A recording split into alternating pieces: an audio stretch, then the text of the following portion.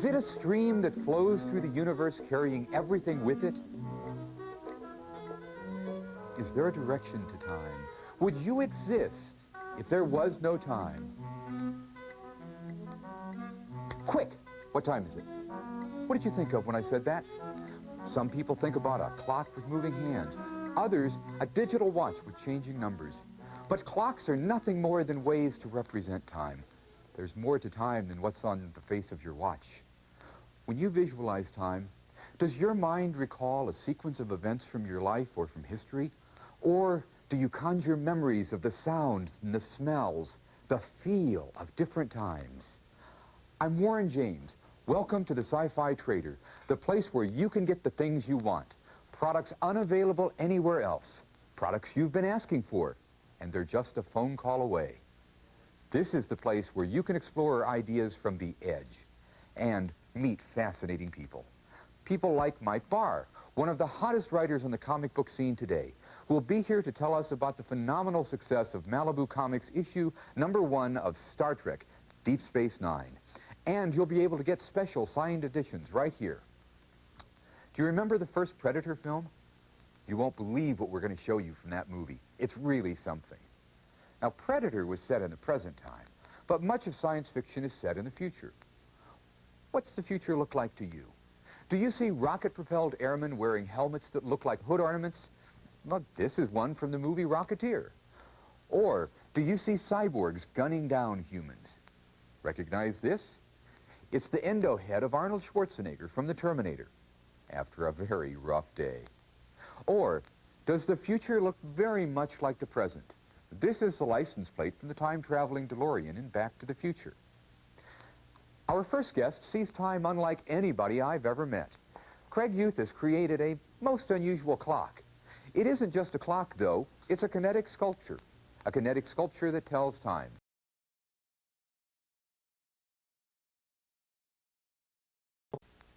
Hi, Craig. Glad you could be here. Well, thank you, Warren. It's a pleasure.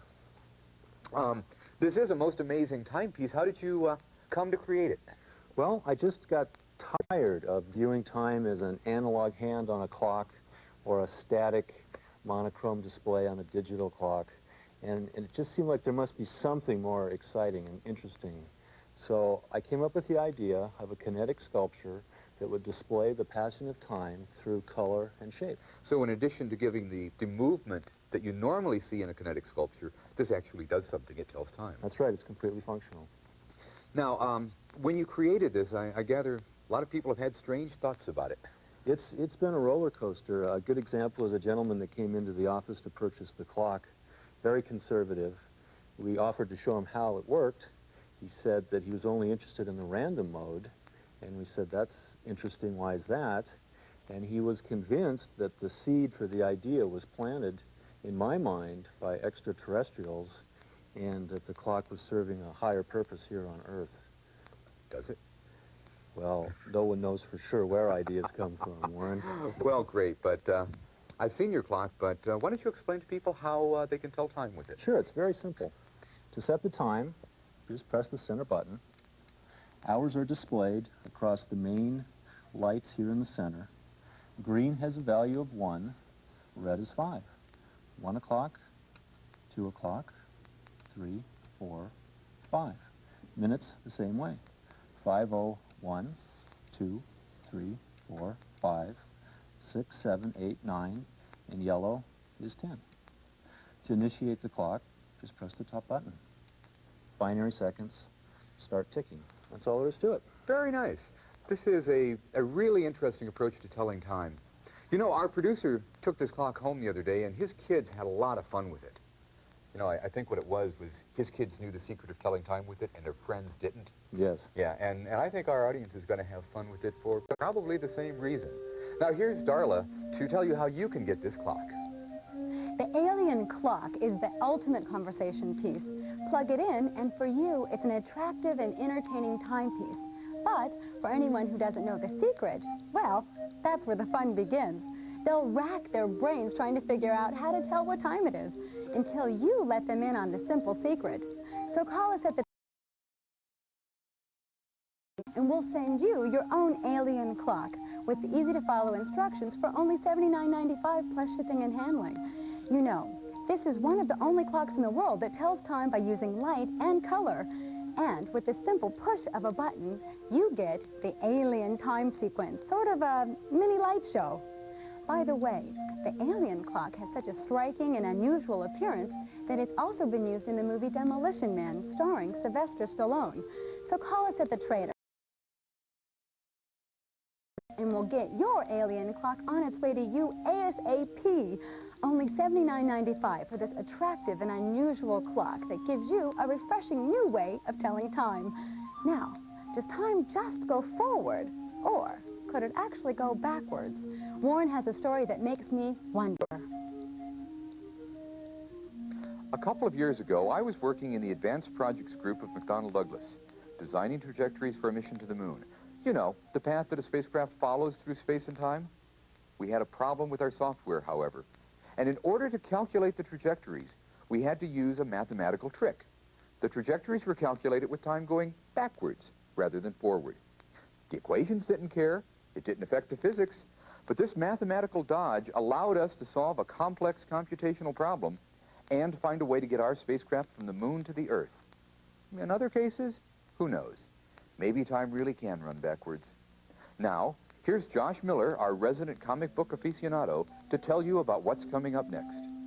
I've been collecting comics since I was 8 years old, and once in a while something great comes along that you've gotta have.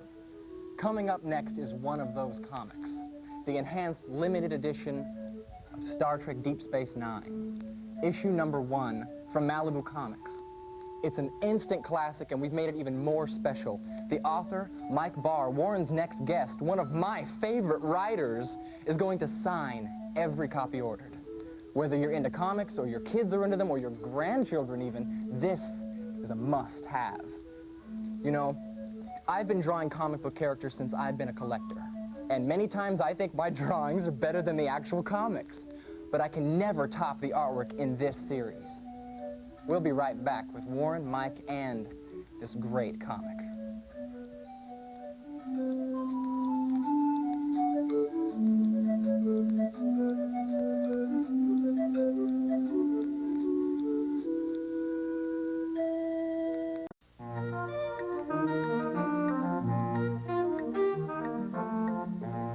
When this Star Trek Deep Space Nine comic hit the stands, it became the fastest-selling comic in the Star Trek saga.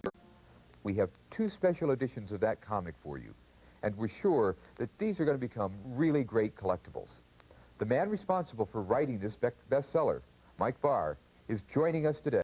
Hi, Mike. Glad you could join us. Good to be here, Warren.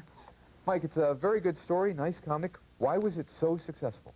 Well, part of it, of course, has to be attributed to the fact that it was the first comic based on the new Star Trek series, Deep Space Nine. I was glad to be part of it because I've been a Star Trek fan for a long, long time, longer than I care to admit. Well, And I think readers were looking and still are for all the quality Star Trek material they can find. And they seem to have accepted this as part of it. Well, and not only did it have a good story, but it had really nicely done art. It had some very nicely, very accurately done art. Yes, the team of artists, Gordon Purcell and Terry Pallett, were just excellent to work with. Star Trek fans demand that quality of authenticity in the artwork. They like the characters, obviously, to look very much like the actors. And Gordon and Terry were able to oblige. Yeah, and they did a good job of capturing the look of the DS9 universe. Yeah, we actually toured the set, and which was a great deal of fun. Yes, I bet. Now, what is it about Star Trek and Deep Space Nine that appeals so much to fans? Well, for some part of that, I have to fall back on what Gene Roddenberry said, of course, the creator of Star Trek, that Star Trek posits a positive future for the human race. Almost all science fiction nowadays posits a very bleak future. Which is fun as speculation, but is not much fun if you think you have to live through that. Star Trek posits that we will, of course, overcome our problems and that we will triumph and eventually reach the stars, which I think is a future worth living for. Yes, yes, it gives you something to look forward to. How did you get into, well, science fiction and also into writing for the comics? Well, the irony of me writing Star Trek is that I'm not actually that much of a science fiction fan per se. I'm actually a mystery fan. But I was there on, was it September 8th, 1966, when Star Trek premiered, and fell in love with the show from square one. And then you segued into writing for comics? Well, I've been a fan of comic books even longer than I've been a fan of Star Trek. And as always, when you're a kid and you read comic books, you try to draw the characters. You try to draw Batman or Superman or Spider-Man. And I realized at a very early age that I had no artistic talent whatsoever. Don't worry, I can't either. If I have a ruler, I can draw a straight line, but it takes me a couple, 3 tries to do so. But I realized then after a while that there were guys who not only who drew the comic book, but there were guys who write the stories. Now, and I realized when I was a kid, I couldn't draw Batman, but I could think of stuff for Batman to do. I could think of adventures for Batman to have. And I began submitting scripts to editors and eventually sold a few and finally took a staff job with DC Comics in New York. Now, when you're writing a story, how do you approach it? Do you think of the story first and then have the action drawn, or do you work closely with the artist to work together on coming up with the drawings and then working the story out based on that? How do you do that? Generally, the story comes first for me. I tend to be very story-driven, but in working in comics, of course, comics being a visual medium like television, you have to have strong visuals. So a story, a very cerebral story, for instance, while it may make a very intriguing reading or a very interesting prose story, would not necessarily make a good comic book story. The thing about Star Trek, of course, is that it being a television show, it automatically makes good visuals. So if you just remain faithful to the format of the TV show, you've almost certainly got a good comic book. Good. That works out nicely for you. It does, yes. Yeah. Now you've also worked on adaptations of the movies. Yes, I did comic book adaptations of Star Trek 3 and 4. And how did that work out? That was a great deal of fun. The interesting thing about it is that when you have comics, if you compare comics and movies, you think of them, of course, as 2 visual media, which they are, but their similarities, they're more different than they are alike. So when you have an action sequence, for instance, in a movie, a very tense fight between, for instance, Kirk and the Klingon captain in Star Trek 3, that looks great on the screen, but to try to adapt it blow for blow in a comic would take 3 or 4 pages. So you tend to do those kind of things in shorthand, and maybe spice up the visuals a little bit, make them even more interesting. Was there any part about doing this comic that was particularly memorable? I just remembered again touring the sets because when I got the assignment to write the comic book, and I said, well, the first thing, if we're ever gonna tour the sets, I want to be there. And they said, okay, no problem. Great. I bet that was a lot of fun. It was. Mike, thanks for joining us tonight. Thank you. It was a lot of fun having you. And now, here's Darla to tell you how you can make this comic a part of your collection. Deep Space Nine issue #1 from Malibu Comics has sold more copies than any other Star Trek comic in history, and for good reason. It's a great story with characters true to its television origins, and it has fabulous artwork. Now, the trader has arranged a special deal with Malibu to bring you the embossed gold foil and dual foil black versions. These are signed, limited, enhanced editions of issue #1, both for the unbelievable price of $39.95. By dial you can have these highly desirable collectibles for your very own. These special limited editions are beautifully conceived. The covers are actually embossed, giving them a raised 3-dimensional effect. And remember, these are signed by the writer Mike Barr. These 2 items unsigned retail for just under $60. At the Trader, we are offering signed copies for just $39.95 plus shipping and handling. That's $39.95 for both the gold foil and dual foil black versions. We'll rush these fabulous keepsakes to your doorstep at warp speed. These comics are not ordinary comic books. They're printed on a special quality paper, unlike most comics that are printed on newspaper stock. The colors are extremely saturated and vivid. The pages are real works of art. The best of all, the characters are drawn true to the actor's likeness. Personally, I buy 2 of each. One to read and enjoy, the other to save sealed in the plastic to ensure its value. When we come back, Warren and his guest will show you one of the neatest props from the monster hit movie, Predator. Plus a look at one of the hottest Star Wars collectibles that you can have for your very own.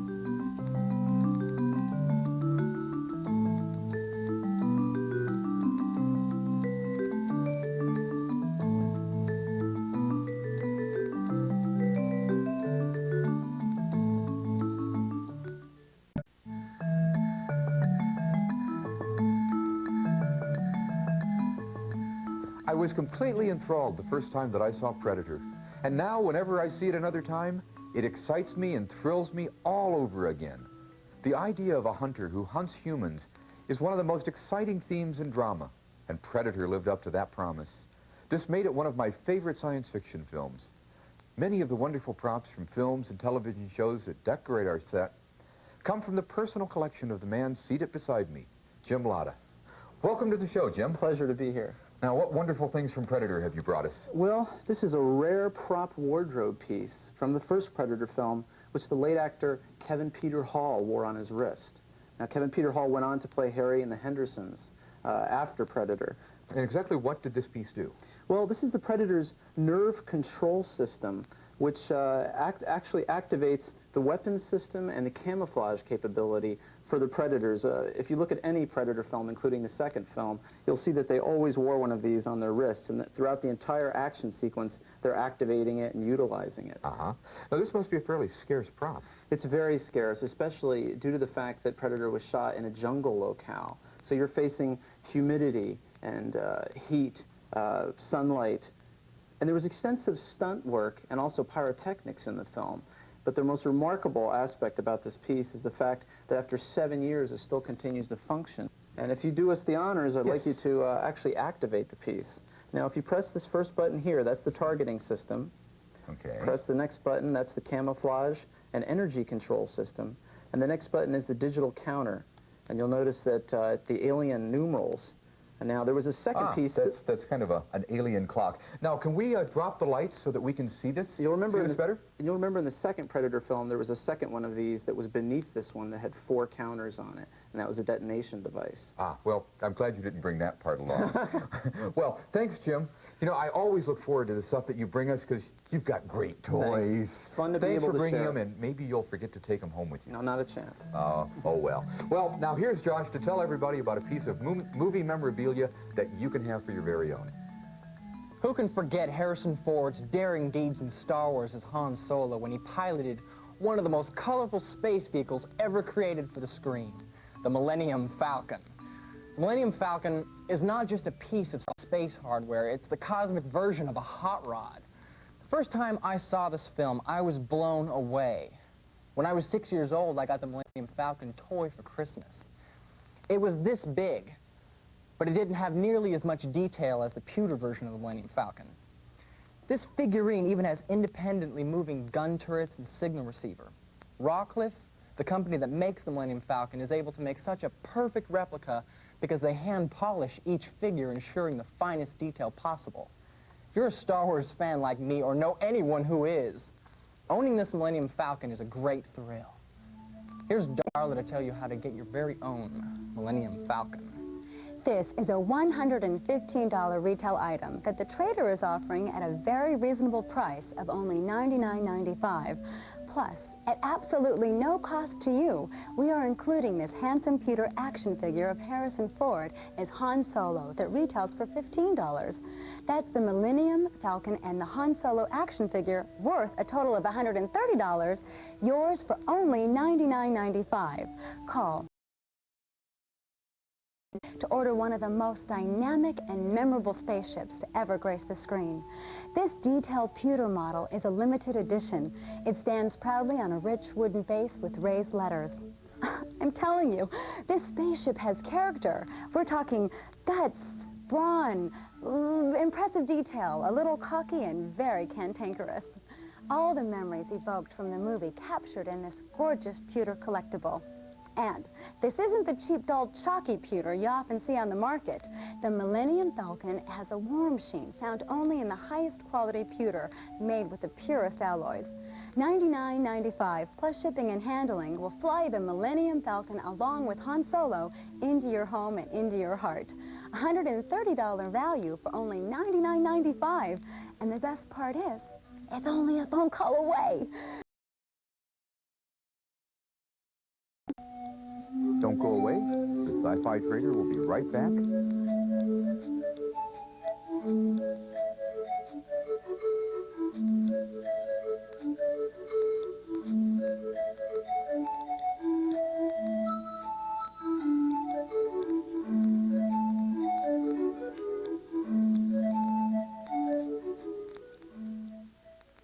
Sci-Fi Channel fans are always calling and asking how you can get the great Sci-Fi Channel merchandise you see on the show.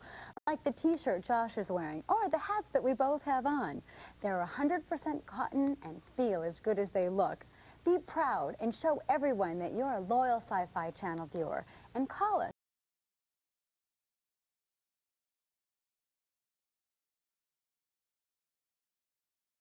The t-shirt is $19.95 and the hat is only $9.95, plus shipping and handling. Now remember, if you'd like any of the products that we've featured on the show, such as the fun alien clock for just $79.95, the Star Trek Deep Space Nine signed collector's comics for just $39.95, and the Millennium Falcon and Han Solo pewter figures at a cost of only $99.95. Just give us a call. And remember, everything here on The Trader comes with a 30-day money-back guarantee. Here's Warren with one last quirky tangent. As we drift back into the ether, I'd like to leave you with a thought from Shakespeare. Sort of. Alas, poor Arnold. I knew him well. Till next time, may all your dreams thrill and your nightmares chill. I'm Warren James. This is the Sci-Fi Trader. We'll be waiting for you in the future.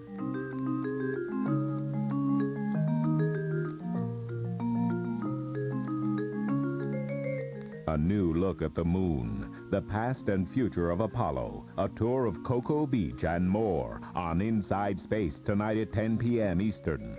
Now stay tuned for amazing stories next on the Sci-Fi Channel.